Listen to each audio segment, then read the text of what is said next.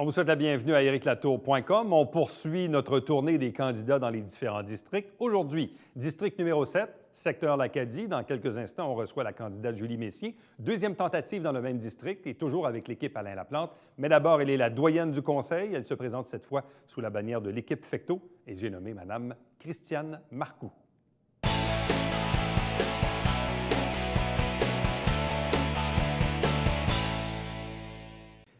Le plus grand territoire, le plus grand district de la ville de Saint-Jean-sur-Richelieu, c'est bien sûr le district numéro 7, qu'on appelle évidemment l'Acadie. Avec nous, la conseillère sortante et candidate à nouveau, mais cette fois avec l'équipe Fecteau, Mme Christiane Marcoux. Bonsoir et bienvenue. Bonsoir, M. Latour. Merci pour l'invitation. Ça fait plaisir. Évidemment, vous êtes aussi la doyenne du conseil. Et probablement, je pense que oui, Expliquez-nous, premièrement, vous en êtes à votre quatrième élection, soit comme conseillère, vous étiez aussi mairesse à l'Acadie à l'époque, avant les fusions. Oh, bien, il y a eu la première élection en 2002, ouais. En 2005, j'ai été élue par acclamation, en 2009, en 2013, celle-là. Mais j'ai commencé en 1991. Fait que j'ai vécu 91, 95, puis j'ai été élue maire en 98 à l'Acadie. Donc, conseillère à l'Acadie, mairesse à l'Acadie, conseillère de la Grande-Ville depuis 2002, post-fusion jusqu'à aujourd'hui. Oui. Qu'est-ce qui fait qu'on a encore le goût de faire de la politique municipale? Parce que d'une élection à l'autre, on se dit, bon, ben, peut-être que elle va décider de rentrer dans ses terres, de faire autre chose. Pourquoi continuer? Pourquoi un autre mandat, un autre 4 ans? La première des choses, j'adore la politique et surtout la politique municipale parce que c'est la politique qui est le plus près du citoyen. J'adore rencontrer les citoyens, discuter avec eux, leur aider à régler des fois certains dossiers. J'ai toujours du plaisir à le faire. Ma santé me le permet, fait que je me suis dit pourquoi pas. Bon. En même temps, et vous l'avez un peu évoqué, au fil des élections, vous étiez parfois soit par acclamation, soit en élection, parfois dans une équipe, parfois indépendante. Expliquez-nous un peu, parce que souvent en politique municipale, d'une élection à l'autre, parfois les gens ont de la misère, ne peuvent pas à suivre, mais ils se disent qu'est-ce qui fait que les allégeances peuvent changer de 4 ans en 4 ans? Vous étiez avec l'équipe Legrand, cette fois vous êtes avec l'équipe Fecteau. Qu'est-ce qui fait que ça change en politique municipale, les allégeances, si on veut? Bien, moi, je vous dirais que là, j'ai appris à travailler avec M. Fecteau. Dernière élection, vous l'avez dit, j'étais avec Stéphane Legrand. Là, j'ai appris à travailler avec M. Fecteau, puis lui aussi a bien apprécié le 4 ans. Puis il m'a demandé pour être dans son équipe, je n'avais aucun problème avec ça. J'aime travailler avec M. Dolbec à l'époque? Oui, j'étais avec M. Dolbec. Ultimement, quand on regarde l'évolution du district numéro 7, c'est un quartier évidemment grandement agricole, un grand territoire qui va même jusqu'au parc Rémiard dans le secteur de l'Acadie, où on le sait, il y a eu plusieurs enjeux. Quand vous regardez le dernier 4 ans, parce qu'être conseiller, conseillère sortante, c'est aussi défendre son bilan, quels sont, selon vous, les principaux enjeux ou faits saillants du mandat dernier là, qui ont été réglés? Moi, je vous dirais qu'entre 2013 et 2017, l'aqueduc au parc Rémiard, sur le boulevard Saint-Luc, au parc Rémiard, c'était un très gros dossier. Il faut se rappeler qu'on travaillait ce dossier-là depuis plusieurs années.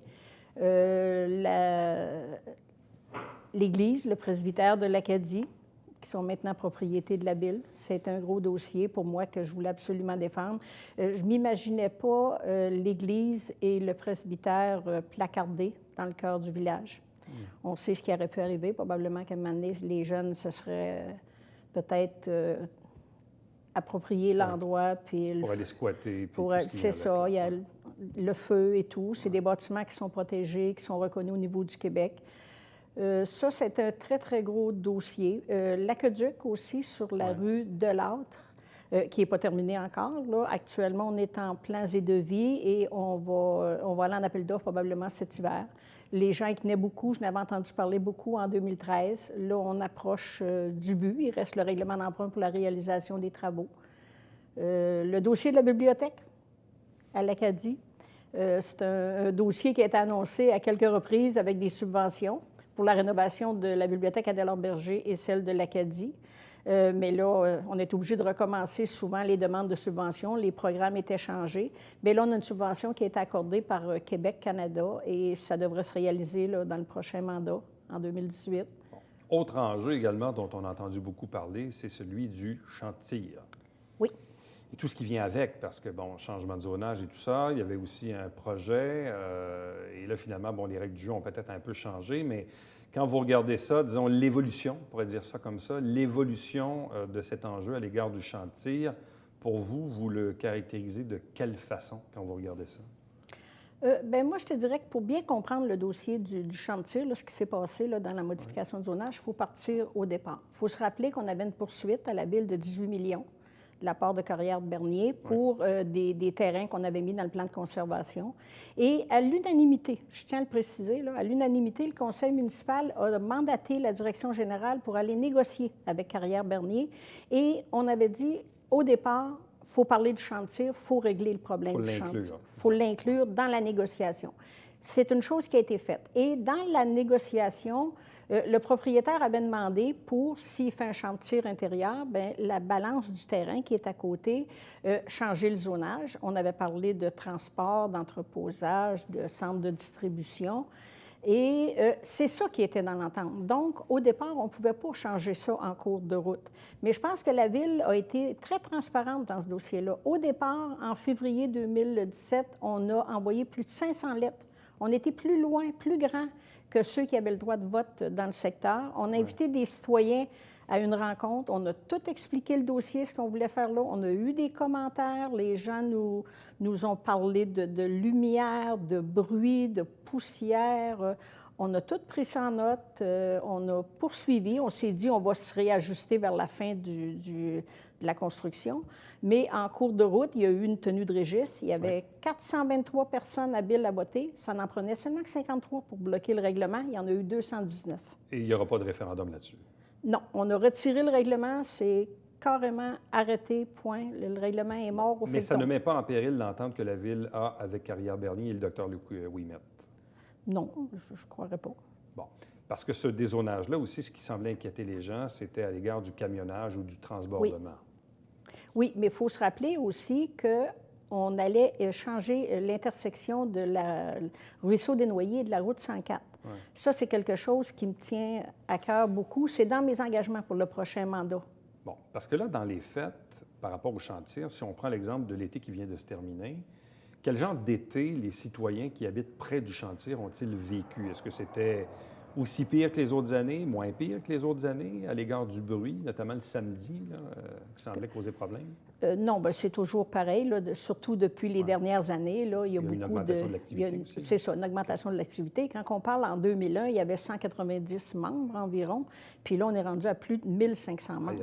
Il se tire plus de 1 million de tirs aux pigeons d'argile par année. Fait que c'est beaucoup. Puis les fins de semaine, les pires, c'est surtout quand il y a des tournois. Bon. Et là, dans le fond, qu'est-ce qui s'en vient pour dans 1 an, 2 ans, 3 ans, 4 ans? Est-ce qu'on va finir par le construire, le club de tir intérieur, et que ce type de nuisance, de bruit va finir par cesser ou par diminuer? Bien, disons que dans l'entente, c'est après la modification du zonage, le propriétaire avait 3 ans, pour faire un champ de tir intérieur ou tout simplement fermer le champ de tir qui est là. Bon. Et donc ça pourrait débloquer là, dans les années. Oui. Bon. Je me rappelle d'un autre enjeu dont on a parlé souvent, vous et moi, puis je pense même que c'était à l'autre élection d'avant, je parle même de 2009, là. La fameuse intersection dans le village de l'Acadie. Chemin Grand-Pré, pas loin de l'école Napoléon Bourassa, les camions, entre autres, et tout ça. Puis on le sait, l'intersection est vraiment faite en X, là, fait que c'est assez difficile. Ça, puis il y a le MTQ, parce que c'est une route provinciale. Ça, est-ce qu'il y a encore quelque chose à faire par rapport à cette problématique-là? Personnellement, je vous dirais que moi, je n'ai pas fermé le dossier. Il y a quelques années, je pense que c'est entre les élections 2009 et 2013, on a monté un dossier complet, on a fait des enquêtes, on a fait des comptages. Il y avait plus de 1500 camions par jour, aller-retour, dans le cœur de l'Acadie. À ce moment-là, il y en avait entre 700 à 800 sur le boulevard Saint-Luc. Fait que c'était un peu tout le problème qu'on voulait régler en même temps. On a monté tout le dossier, on a fait des enquêtes origine-destination. On est allé devant la Commission de protection du territoire agricole. On avait embauché un avocat pour nous représenter. J'ai participé à la commission, mais ça a été refusé. Nous, ce qu'on voulait faire, c'était partir au bout de Pierre-Caisse et s'en aller vers le chemin Saint-André. On aurait arrivé à peu près à la hauteur du chemin Saint-André, fait qu'on aurait pu soulager le cœur de Saint-Luc également, qui est problématique, et le cœur de l'Acadie. Mais c'est officiel qu'il fallait traverser des terres agricoles, et à ce moment-là, la Commission de protection du territoire agricole a dit non.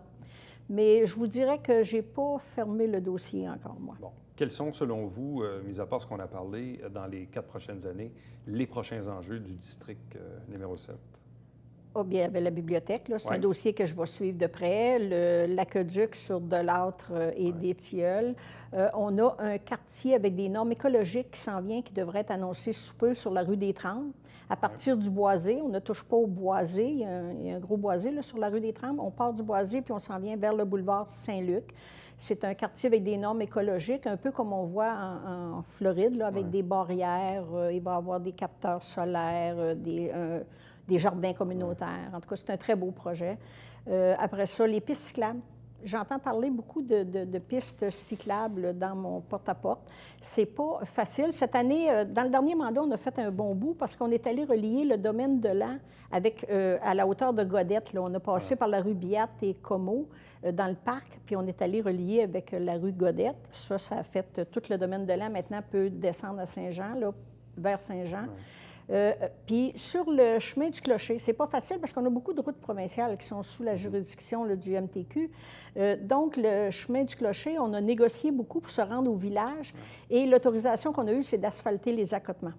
On l'a fait. C'est pas une piste cyclable, ça a la définition d'une bande cyclable, mais on l'a fait pareil, on est rendu au cœur du village. Là. Bon, dernière question, parce qu'au-delà de votre rôle de conseillère, également, vous assumez la présidence de Compo au Richelieu. Oui. Donc, pour les ordures, le recyclage, et peut-être un jour le compostage. Ah, ça s'en vient. Le bac brun, que vous avez appelé d'ailleurs Bruno.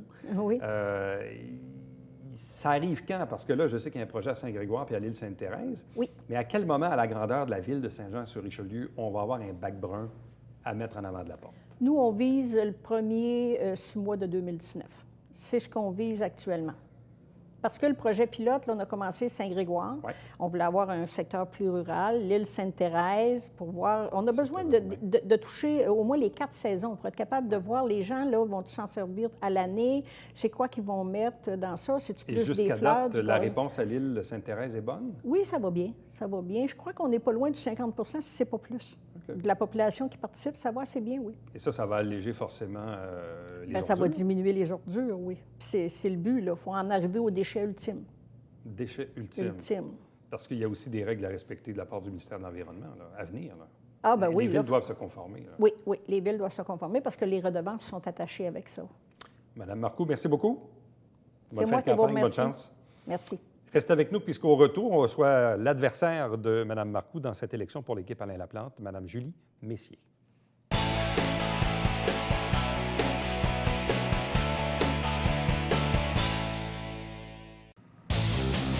Salut, ici Alexandre Baudouin. Et François Trépanier. François, cette semaine, on s'entretient entre autres avec Éric Gélinas. Oui, du Rocket de Laval et Philippe Mercier de la nouvelle équipe senior à Saint-Jean, les Patriotes, est avec nous. Très bon hockey, mon Oui. cher. Manquez pas ça.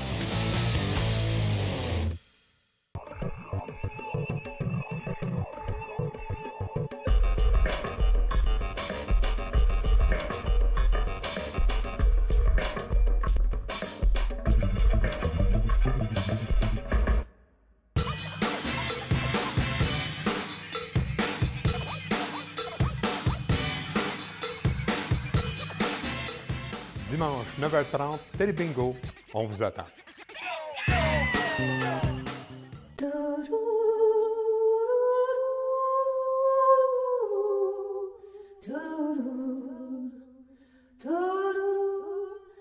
Coulisses Bêta, jeudi, 19h.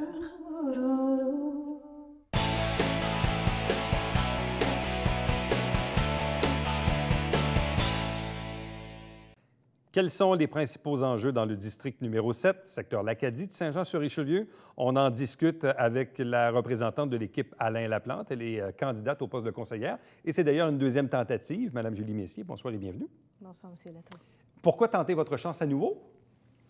En fait, pour les mêmes raisons que la première fois, vraiment une question de valeur avec l'équipe d'Alain Laplante. Moi, je suis embarquée, je dirais, en politique de façon plus active voici à peu près 5 ans, au moment où Alain, si on peut dire, se tenait debout contre vents et marées. Et puis, c'est vraiment, je trouvais que c'est quelqu'un qui est capable d'être très intègre, très honnête, qui a des valeurs vraiment en lien avec les citoyens. Il prend vraiment des décisions en conséquence des citoyens. moi, dans mon background professionnel, c'est aussi un petit peu ce qu'on fait quand on prend des décisions. C'est vraiment toujours des objectifs pour l'usager, le patient, le client. Donc, pour moi, c'était vraiment les valeurs que l'équipe représente là, au niveau du service aux citoyens. Et qu'est-ce que vous retenez de votre expérience de candidate il y a 4 ans? Parce qu'on apprend hein, d'une expérience Absolument. politique, peu importe le résultat. Bon, au dernier coup, vous étiez 6 candidats, là, vous êtes 2, c'est une course à 2 Tout à fait. dans le district, donc ça change un peu la donne. Mais qu'est-ce que vous retenez de cette expérience il y a 4 ans? Bien, moi, j'ai trouvé ça très intéressant. Déjà, faire du porte-à-porte, si certaines personnes trouvent ça lourd, bon, c'est sûr qu'au niveau temps, là, c'est Oui, assez C'est exigeant. demandant. Oui. Mais sinon, c'est fort intéressant de rencontrer les citoyens, de pouvoir discuter avec eux, de voir c'est quoi pour eux les enjeux. Surtout qu'à l'Acadie, les enjeux sont quand même différents d'un secteur à l'autre. Hein. C'est quand même des îlots. Puis je dis l'Acadie, Oui. mais c'est l'Acadie Saint-Luc, là, on Ouais, s'entend. pas son syndic. Mais ce sont des îlots, donc chaque îlot n'a pas nécessairement là, les mêmes enjeux. Puis tu peux en discuter avec les citoyens. Il y a des gens qui amènent aussi des solutions intéressantes, donc, ou qui ont une certaine vision de comment les choses pourraient être. Donc, Bon, moi, j'apprécie beaucoup. ces dernières années, on a parlé beaucoup bon, de l'Église de l'Acadie, le parc Rémiard, les infrastructures, évidemment le champ de tir. Oui, absolument. Bon, il y a eu une entente, mais en même temps, il y avait un projet de dézonage qui visiblement n'a pas fait l'affaire des gens, là, Tout à en fait. grande majorité. Selon vous, quel est l'avenir du secteur du champ de tir? Premièrement, est-ce que vous êtes satisfaite de l'entente avec le Dr Ouimet sur ce projet de champ de tir intérieur? Avez-vous des inquiétudes à l'égard du zonage éventuel pour le reste du terrain? C'est clair qu'au niveau du zonage, il y a des inquiétudes à y avoir, surtout là, avec la loi 122 qui est arrivée. Et on s'entend qu'avec cette loi-là et le fait que ça n'oblige pas, dans le fond, l'équipe en place de faire un référendum, le référendum étant le seul bras de levier des citoyens, oui, c'est inquiétant, effectivement. Parce que vous craignez qu'un jour, qu'un conseil de ville puisse imposer un changement de zonage? Bien, foncièrement, la question a été posée vraiment à l'équipe en place présentement, parce que la loi donne quand même, permet qu'il y ait un référendum, le processus référendaire se fasse. Et la question a été posée et le Conseil a voté que non, qu'il n'y aurait pas de processus référendaire. Donc, effectivement, selon l'équipe qui va être en place, ça peut être très inquiétant pour les gens qui sont là, pour les citoyens, et ils m'en parlent au porte-à-porte. Qu'est-ce que ça va être? Parce que ça va être quoi le prochain projet? Hein? Ça a quand même commencé avec un dézonage pour du périurbain, mais bon, du périurbain, c'est large, ça peut être toutes sortes de choses. Et là, la dernière fois, c'était plus clair, c'était ciblé des entrepôts, mais là, on change une problématique de bruit. Oui, parce que là, on change une problématique de bruit pour une problématique de bruit, de poussière, de lumière, parce que tu dois éclairer les entrepôts. Donc, c'est pas gagnant. Donc, pour vous, il y a là, pour toujours les gens. une inquiétude à l'égard d'un projet futur ou Absolument. d'une future demande de dézonage pour les terrains, disons, excédentaires au champ de tir. Le projet de club de tir intérieur, est-ce que vous y croyez ou vous croyez qu'ultimement, on va finir par fermer le site, tout simplement? Bien, en fait, je trouverais ça dommage que le site soit fermé complètement. Ce serait bien, moi, je pense que le site demeure. Ne serait-ce que c'est quand même, si on veut, il y a tout l'historique des Jeux olympiques qui pourrait être noté, qui pourrait y avoir quelque chose de plus important pour signifier que l'endroit a quand même servi pour les Jeux olympiques. C'est aussi un site qui sert à plusieurs personnes. Moi, je connais des gens qui vont tirer là-bas. Donc, les gens apprécient l'endroit. Puis, je ne pense pas que les résidents autour... l'objectif, ce n'est pas de faire fermer le site. Dans le fond, ce que les résidents se plaignent, c'est le haut taux de bruit. Puis, effectivement, je peux vous dire, et voici 4 ans, et maintenant, dans le porte-à-porte, on les entend allègrement quelquefois. Donc, ça, c'est plus ça que les gens vont dénoncer. C'est le bruit qui est associé à ça.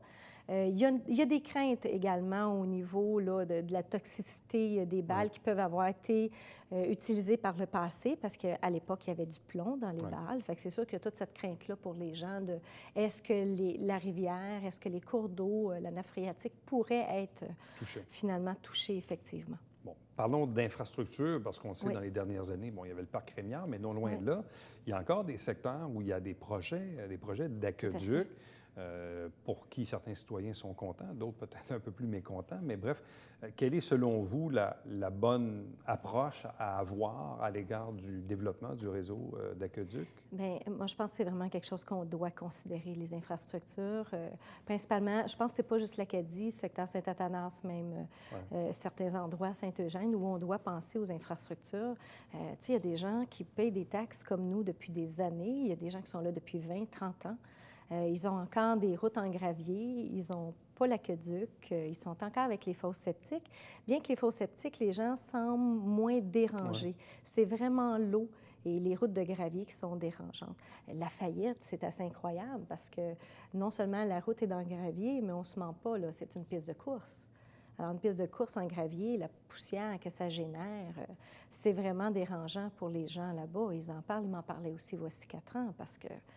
Mais je pense qu'il y a quelque chose qui doit être pensé au niveau des infrastructures pour pousser. Il y a des gens qui ne veulent pas du côté face à Delattre. Ils vont, dans le fond, c'est déjà décidé. Ils me l'ont dit quand je passe. Ils ont reçu la lettre cette semaine comme quoi c'était prêt pour 2018. De l'autre côté, plus du côté Les Tourneaux, des Pins. De ce côté-là, les gens, c'est mitigé. Ils ne désirent pas l'avoir pour l'instant. C'est souvent à cause des coûts, mais effectivement, il y a quelque chose à penser là. Est-ce qu'on peut regarder au niveau des différentes enveloppes budgétaires pour être capable d'avoir des subventions pour ces gens-là? Parce qu'on peut comprendre là, qu'à 50 000, où on s'entend plus ou moins, là, que les gens disent, écoutez, là, on n'a pas de moyen de mettre 50 000, surtout qu'ils paient déjà des taxes. Et on s'entend qu'une fois que c'est installé, la raison qui est souvent amenée, c'est que la valeur des maisons va augmenter. Mais justement, les taxes aussi. Donc, ils vont encore payer des taxes de plus. Donc, je pense qu'il y a quelque chose à réfléchir à cet endroit-là. Si on revient dans la portion du village de l'Acadie, non loin de l'école Napoléon-Bourassa, est-ce que pour vous, la problématique de circulation et du camionnage près de l'intersection Grand-Pré demeure un problème? Et si oui, comment peut-on régler ça? C'est ça la question. Comment on peut régler ça? Effectivement, moi, je pense que c'est vraiment un grand problème. Je pense qu'il y a 2 problèmes à cet endroit-là. Les camionneurs, qui y a énormément. Les gens sur du clocher s'en plaignent, nous mentionnent le bruit. J'ai même une résidente qui m'a dit avoir su qu'il y avait autant de bruit, je n'aurais jamais acheté ici. Jamais. C'est quelqu'un qui vient d'acheter dernièrement, voici quelques mois. On peut la comprendre. L'autre chose, c'est que c'est trop rapide. Fait que les 2 éléments rentrent en ligne de compte. Les camions, la lourdeur des camions, la vitesse que ça passe. Il y a des élèves, on traverse le coin de rue. Ça devrait être 30 km pour moi. Et pas seulement au niveau de l'école et les CPE. C'est sûr qu'au niveau de l'équipe, les gens qui ont lu, là, on sait que c'est 40 km/h qu'on prône dans les zones résidentielles. Personnellement, je prône aussi le 30 km/h, non seulement dans les zones scolaires, mais au niveau des CPE. Donc, moi, vraiment, j'aimerais que notre zone de 30 km/h s'allonge plus loin pour aussi diminuer beaucoup la vitesse, ce qui a déjà un impact au niveau du camionnage et tout. Un peu plus haut, sur Blédard et des Oliviers, qui traversent finalement Grand-Prix. Oui. C'est une rue qui est perpendiculaire. Là aussi, ça roule extrêmement vite. Les enfants ne peuvent pas traverser puis faire du vélo, ne peuvent pas se rendre au village, alors que la bibliothèque est tout près. Fait que là aussi, c'est à considérer, peut-être d'avoir un secteur qui est 50 km/h un peu avant, peut-être à partir de la bergerie. Puis, dans le fond, descendre le 50 km/h, le transférer à 30 km/h pour permettre justement là, une vitesse qui est plus adéquate et des enfants qui sont plus en sécurité. En même temps, dans le district numéro 7, et vous le savez, votre adversaire est la doyenne du conseil. Elle est en place depuis 1991, elle a déjà été mairesse de l'Acadie. Bref, elle est là depuis très, très, très longtemps.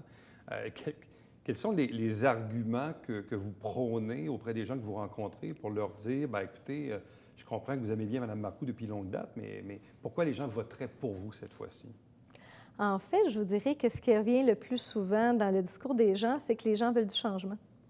Les gens veulent du changement, ils veulent une équipe jeune, dynamique, avec peut-être des idées plus avant-gardistes. Moi, j'aimerais beaucoup aussi pousser un petit peu plus loin les dossiers au niveau de l'écotourisme.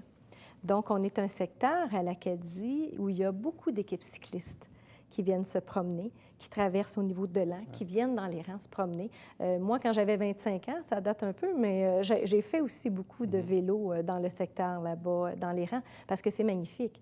Et je trouve qu'au village, on a justement un village historique pour lequel il y a les fers de l'Acadie, qui c'est excellent. Je voudrais que ça se poursuive. Là. Je voudrais absolument pas que ça cesse. C'est très bien organisé.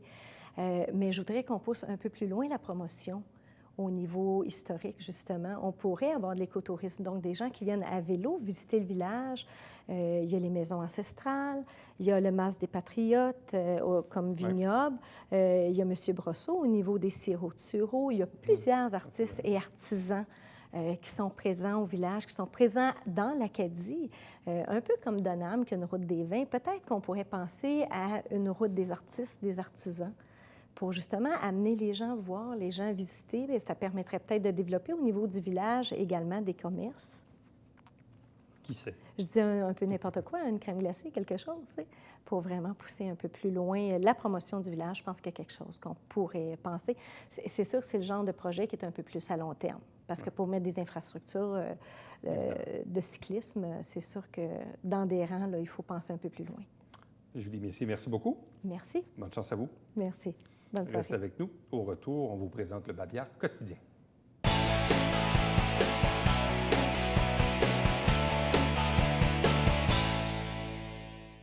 Plus de 20 000 personnes se sont déplacées dans le Vieux-Saint-Jean samedi dernier pour l'activité, deuxième édition, Mon Vieux-Saint-Jean la nuit. Honnêtement, un gros bravo aux organisateurs, mais évidemment, à vous, les citoyens, de vous être déplacés pour une deuxième édition, surtout qu'on a fait l'événement un mois en avance cette année par rapport à l'an passé. Il faisait un beau 15 degrés, très, très beau. Les commerçants ont été super heureux. Et puis, malgré les travaux, quand même, il y a beaucoup de travaux dans le Vieux-Saint-Jean avec tout ça, mais malgré tout, vous étiez au rendez-vous, donc félicitations à tout le monde. Le conseil de ville, vous savez, là, on fait une petite pause avec l'émission parce qu'on est en élection, mais l'émission va reprendre quelque part à la fin novembre, après le nouveau conseil, après la sermentation. Mais le télébingo, lui, il est toujours là, tous les dimanches matins, 9h30 en direct, avec 4 000 $ en prix. En fait, la carte pleine est un petit peu plus haute cette année. Et il y a 30 dépositaires pour acheter vos livrets, pour avoir la liste. www.tvhr9.com. À demain.